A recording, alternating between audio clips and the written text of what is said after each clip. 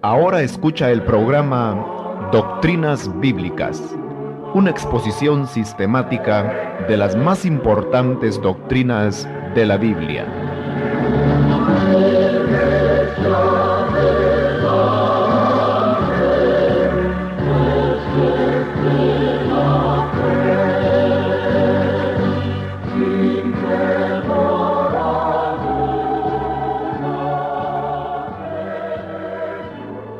Estimado Radio Escucha, sea bienvenido a una nueva emisión del programa Doctrinas Bíblicas. En este espacio radial estamos estudiando aquellas porciones o enseñanzas básicas de las Sagradas Escrituras que son fundamentales para la fe cristiana. Espero tenga a mano ya su cuaderno de apuntes para seguir adelante con el tema que últimamente hemos estado estudiando. Es el tema de la Trinidad de Dios. Este es un tema muy importante, pues nos habla acerca de la misma naturaleza de Dios. Si deformamos la naturaleza de Dios, estamos entonces corrompiendo lo que es la base de nuestra fe, y eso viene a ser una verdadera apostasía, una blasfemia contra la majestad de nuestro Dios. Por eso también combatimos todas aquellas enseñanzas que son discordes con la verdad de la palabra de Dios.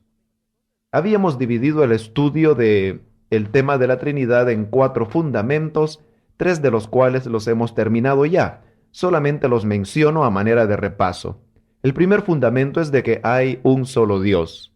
El segundo fundamento es de que en este único Dios hay una pluralidad de personas. El tercer fundamento es de que cada una de estas personas es el mismo Dios.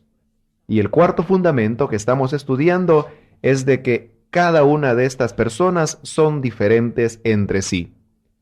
Hemos estado dando abundantes citas bíblicas con respecto a este último punto, ya de que es el punto donde mayor tergiversación y error doctrinal ha surgido en los últimos tiempos.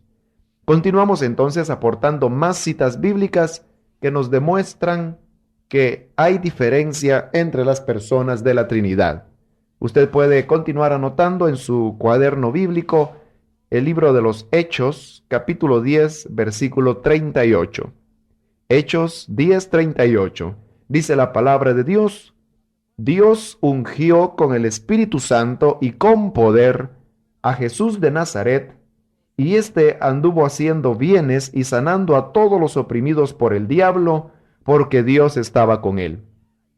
Este pasaje viene a ser muy interesante, pues constituye algo así como un resumen de todo lo que hemos venido diciendo hasta este momento.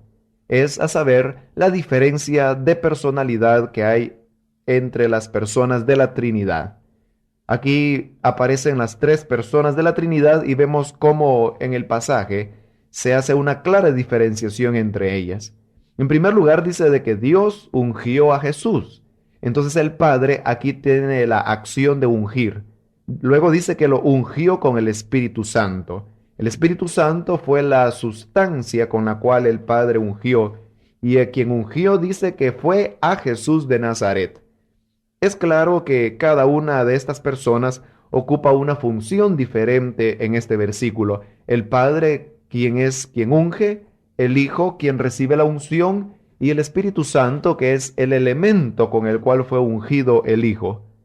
Obviamente, hay diferencia entre estas personas de la Trinidad, ya de que si Jesús fuera el Padre y fuera también el Espíritu Santo, este versículo resultaría inexplicable desde todo punto de vista. Otra porción más que nos demuestra que hay diferencia de personalidades en la Trinidad, aunque éstas constituyen el mismo Dios, es la primera carta del apóstol Pablo a los Corintios en el capítulo 15. El versículo 24, primera de Corintios 15, 24, dice: luego el fin, cuando entregue el reino al Dios y Padre. Pablo está hablando aquí cuando Cristo haya venido a la tierra para reinar, y dice que cuando llegue el fin, Jesús entregará el reino al Dios y Padre. Una vez más queda al descubierto la diferencia de personalidades que hay entre el Padre y el Hijo, pues si Jesús fuera el Padre, ¿cómo es posible que Él se pueda entregar a sí mismo el reino si ya lo posee? Pero al decir de que Cristo entregará el reino al Padre, quiere decir de que Jesús es una persona y el Padre es otra, quien habrá de recibir el reino de manos de su Hijo amado.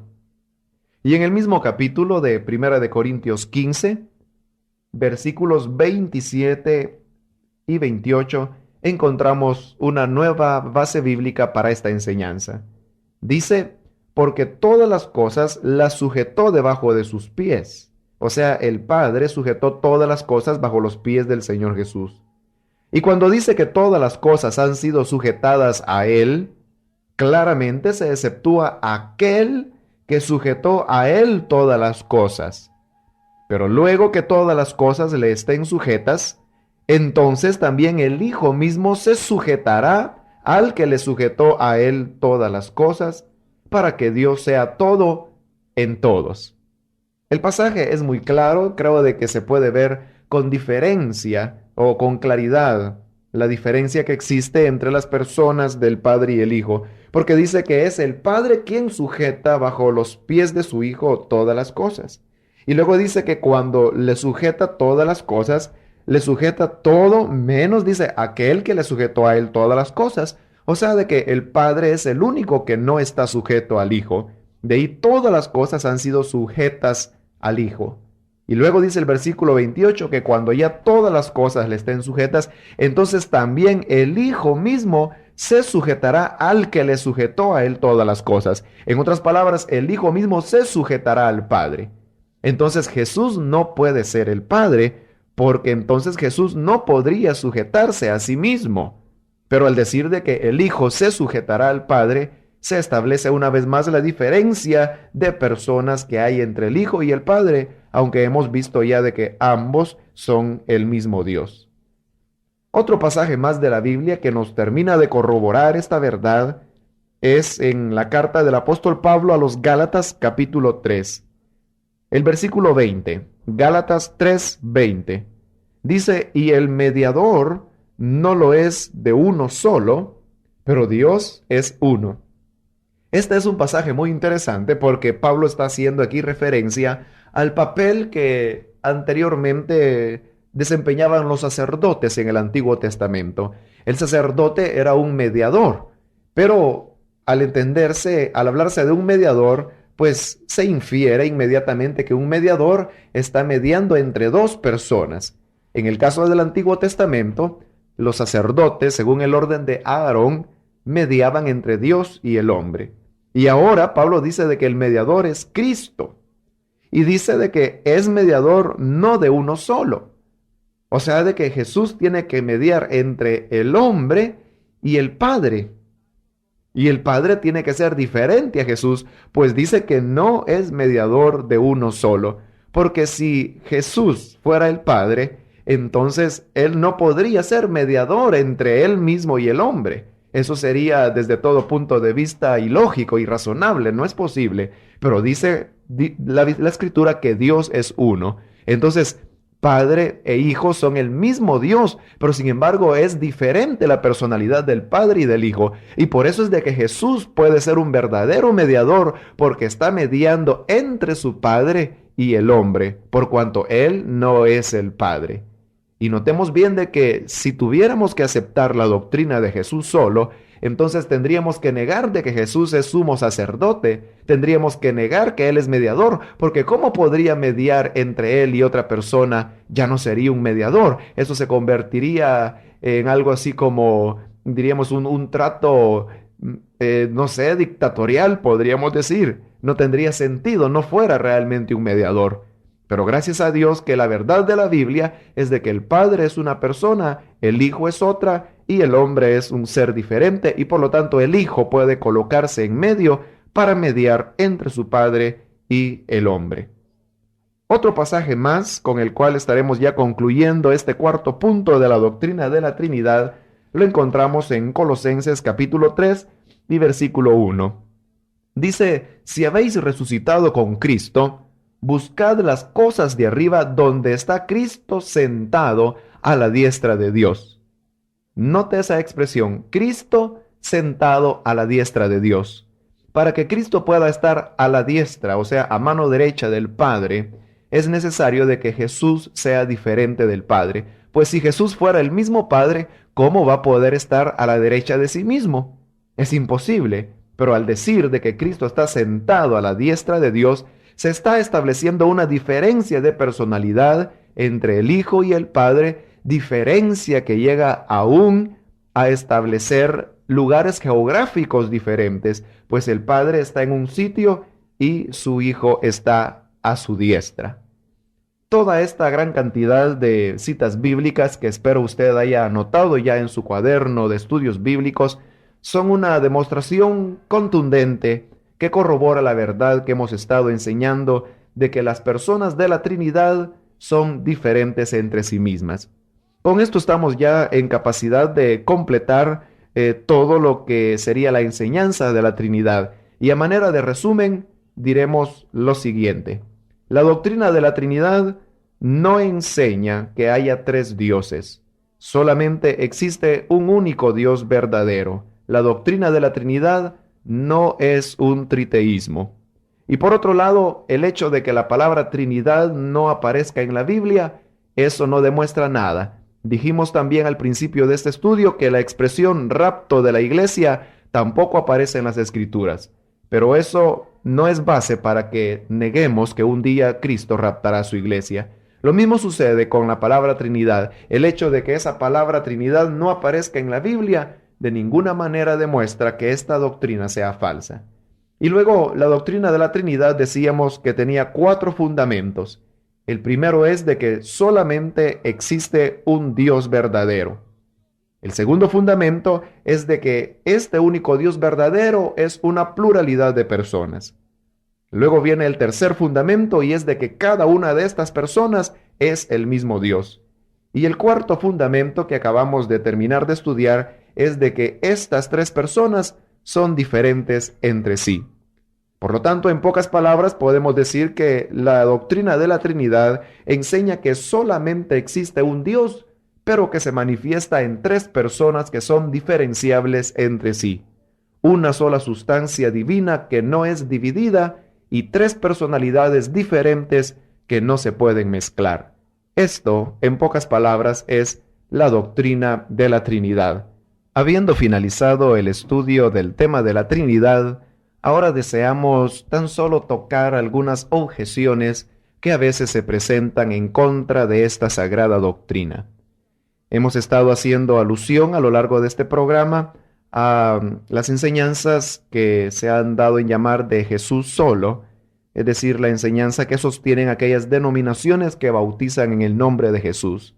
Ellos atacan esta doctrina de la Trinidad a pesar de que es una doctrina ampliamente respaldada por la Biblia, según hemos demostrado en este estudio que hemos realizado.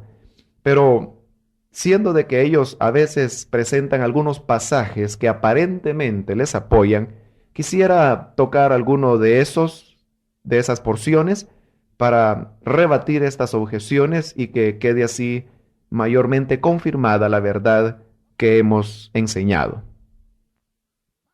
Uno de los pasajes que casi siempre citan estas personas es el que se encuentra en el Evangelio de Juan, capítulo 10 y versículo 30, donde dice, yo y el Padre uno somos. Tomando como base este versículo, los que enseñan la herejía de Jesús solo, dicen de que ahí el Señor estaba demostrando o estaba confirmando de que el Padre y el Hijo son una misma persona, pues Él dijo, yo y el Padre uno somos. Ahora, ¿en realidad quiso decir eso el Señor? La Biblia dice que no. En primer lugar, por la misma forma de expresión que el Señor usó. Si el Señor hubiera querido decir de que Él y el Padre son una misma persona, pues hubiera dicho, yo y el Padre uno soy. Uno soy. ¿No era acaso esa la mejor forma de expresar esa verdad? Pero con el mismo hecho de que el Señor haya dicho, yo y el Padre uno somos, al usar un verbo en plural, estaba ya hablando de una diferenciación de personas, pues él dijo, yo y el Padre, uno somos. Y al hablar de somos, estaba refiriéndose a dos personas diferentes entre sí. Si él hubiera querido enseñar de que él y el Padre son la misma persona, como argumentan estos de la fe en Jesús, entonces él hubiera dicho, yo y el Padre uno soy. Además de eso, podemos notar que cuando Jesús dijo yo y el Padre uno somos, no se estaba refiriendo a una igualdad de personalidad, sino que más bien a una unidad de propósito. Pues esta palabra que él dijo yo y el Padre uno somos, el mismo Señor la vuelve a repetir en el Evangelio de Juan capítulo 17. En el versículo 22, en su oración, el Señor dijo, la gloria que me distes yo les he dado para que sean uno, así como nosotros somos uno. Note bien de que otra vez el Señor aquí está repitiendo la misma verdad que había dicho allá en el capítulo 10. Allá dijo, yo y el Padre uno somos. Y ahora está diciendo aquí en su oración, así como nosotros somos uno. O sea, el Hijo está hablando con el Padre y le vuelve a decir, nosotros somos uno. Pero ¿estaba realmente el Señor diciendo con eso de que ambos son una persona? No es posible, porque Él en su oración decía, para que ellos, o sea, refiriéndose a los creyentes, sean uno, así como nosotros somos uno. Entonces, ¿cómo es de que los creyentes son uno? Porque yo y todos los creyentes en Jesucristo somos uno. Pero uno ¿en qué sentido? En el sentido de que tenemos la misma personalidad, en el sentido de que somos la misma persona. Por supuesto que no. Somos uno en el sentido que tenemos una misma fe, un mismo Señor, un mismo bautismo, una misma esperanza de nuestra salvación. En ese sentido es de que somos uno, yo y todos los creyentes. Y Jesús oraba al Padre diciéndole que ellos sean uno, así como nosotros somos uno. Quiere decir entonces de que Jesús y el Padre son uno, así como el creyente, con todos los demás hermanos en la fe, también son uno. Por lo tanto, cuando Jesús dijo, yo y el Padre somos uno, no se estaba refiriendo a que eran una sola persona, sino que se estaba refiriendo a que eran uno en propósito, en unidad. Como el siguiente versículo, el 23, también lo dice, yo en ellos y tú en mí, para que sean perfectos en unidad, para que el mundo conozca que tú me enviaste y que los has amado a ellos como también a mí me has amado. El Señor lo dice con claridad, para que sean perfectos en unidad. Entonces, cuando Él se refería al hecho de que sean uno o que yo y el Padre somos uno, se refería no a una similaridad de personas, sino que a una perfección de unidad. Y como el Padre y el Hijo tienen el mismo propósito, la misma finalidad, los mismos deseos, la misma voluntad, entonces por eso es que decía, yo y el Padre somos uno. No una sola persona, sino que dos personas que concordaban con el mismo propósito. Así como los creyentes también son uno, que aunque son millones de personas, pero todos concuerdan en un mismo propósito, que es alabar y adorar a ese Dios trino y santo por los siglos de los siglos. Otro pasaje que presentan como objeción los que sostienen la doctrina de Jesús solo es el pasaje que se encuentra en el Evangelio de Juan, capítulo 14, el versículo 8 y 9. Dice así, Felipe le dijo, Señor, muéstranos el Padre y nos basta. Jesús le dijo, ¿tanto tiempo hace que estoy con vosotros y no me has conocido, Felipe? El que me ha visto a mí ha visto al Padre. ¿Cómo pues dices tú, muéstranos al Padre? Esta es otra de las porciones favoritas de estos herejes que dicen de que Jesús es el mismo Padre. La petición de Felipe era que quería ver al Padre. Y Jesús le respondió, ¿tanto tiempo hace que estoy con vosotros y no me has conocido, Felipe?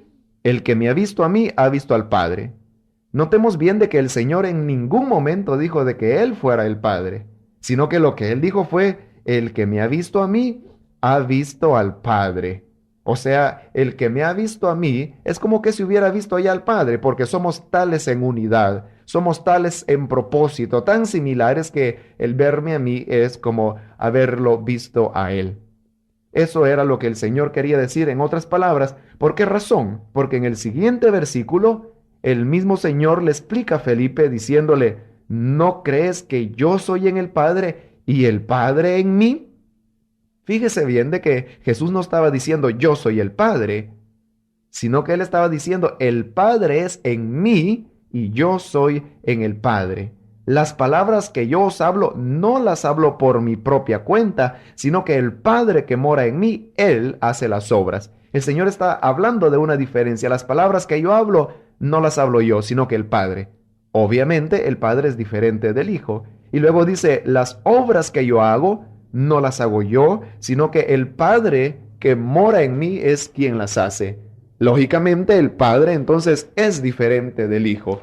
Y con eso viene a quedar clara la verdad de que hay diferencia de personalidad y que cuando el Señor dijo, el que me ha visto a mí, ha visto al Padre, era como decirle a Felipe, ¿por qué pides ver al Padre? Si las palabras que el Padre habla son las que yo hablo y las obras que el Padre hace son las que yo he hecho, pues no soy yo quien las hace, sino el Padre que está en mí.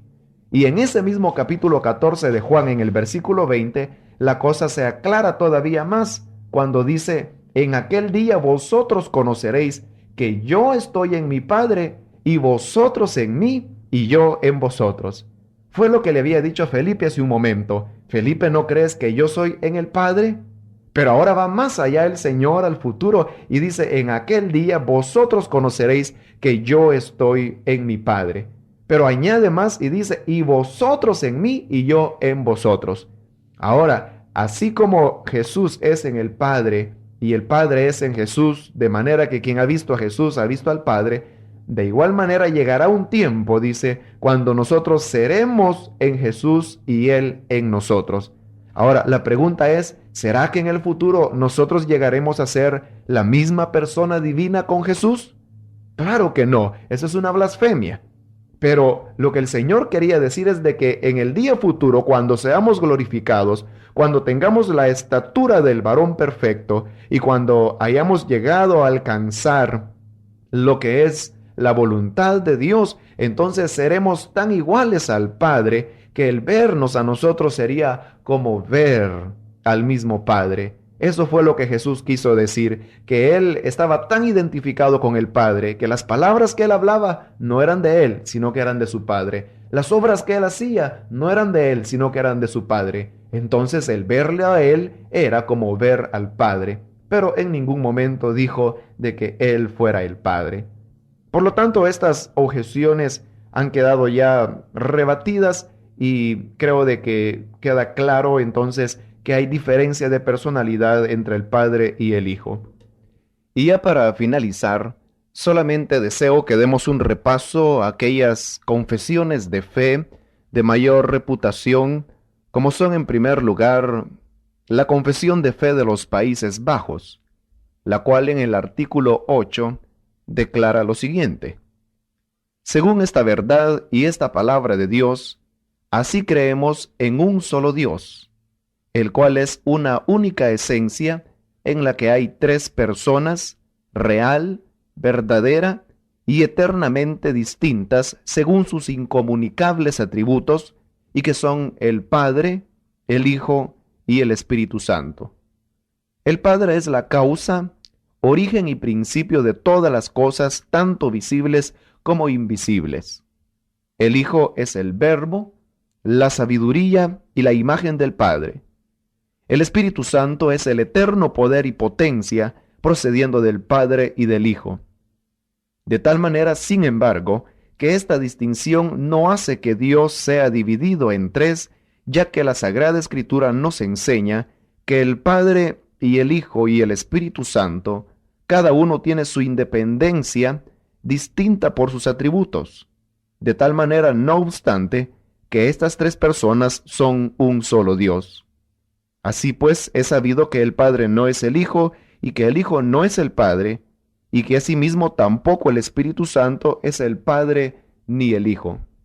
Entre tanto, estas personas tan distintas no están divididas ni tampoco mezcladas entre sí, porque el Padre no se ha encarnado ni tampoco el Espíritu Santo, sino solamente el Hijo. El Padre nunca ha sido sin su Hijo ni sin su Espíritu Santo, porque los tres son coeternos en una sola misma esencia. Ahí no hay primero ni último, porque los tres son uno solo en verdad, en potencia, en bondad y en misericordia. Es así como reza el artículo 8 de la Confesión de Fe de los Países Bajos, lo cual viene a corroborar todo lo que la palabra del Señor ha dicho y que hemos explanado a lo largo de este estudio bíblico. Llegamos así al final de la exposición del tema de la Trinidad, invitándoles para una próxima emisión cuando continuaremos con ustedes estudiando otros temas de doctrina bíblica. Nuestros saludos para usted y su familia.